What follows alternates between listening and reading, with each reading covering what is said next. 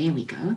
So really considering what it is that makes a Montessori home different from any other kind of an environment. And the first and foremost is that we want to facilitate as much independence as possible. And this is about changing our mindset, I guess. It's about looking at children as being generally a lot more capable from a very young age than we imagine them to be. And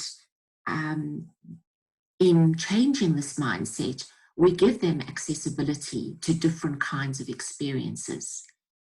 The facilitation of independence is largely around how we as adults behave with our children in our homes and elsewhere. And in Montessori, we don't consider ourselves as leaders. We consider ourselves as guides for the children so that we can prepare an environment, having observed the children and what their needs are, that is going to give them the opportunity to be independent according to the development of their skills at that point. The next principle we will look at is the idea of respecting the child, considering the child as a little person who is very capable. That is in the way that we communicate with the children in a respectful way, in the way we listen to them intently and respond to their communications, and our positive ways of communicating rather than telling children what to do, rather giving them an idea of what they should be doing instead. So instead of saying, don't run, we would say, please use your walking feet. And we'll look at that more through this session. And the other idea is friendliness with error, respecting that we all make mistakes. And for children, if we're able to set up the environment in such a way that they're able to rectify their own mistakes and give them a sense of value through that ability, then that is a very positive thing to be able to do.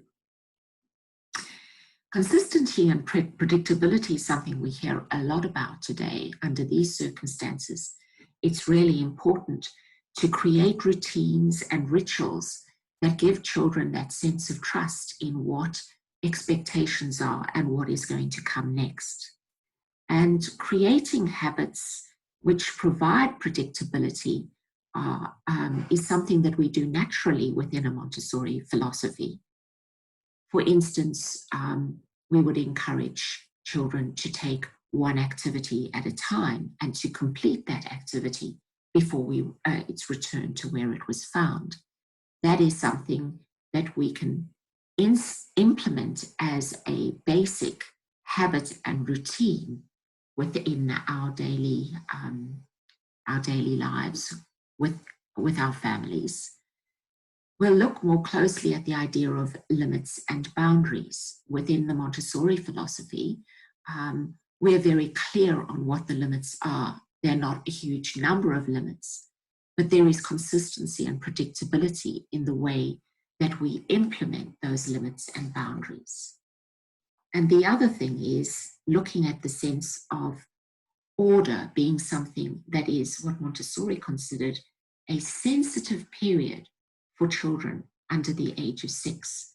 Children are incredibly sensitive to the change in order. And often if there's a meltdown, we can trace it back to the fact that order hasn't been followed. And the way in which we set up our environments with order becomes a very important part of that trust that's created within the environment.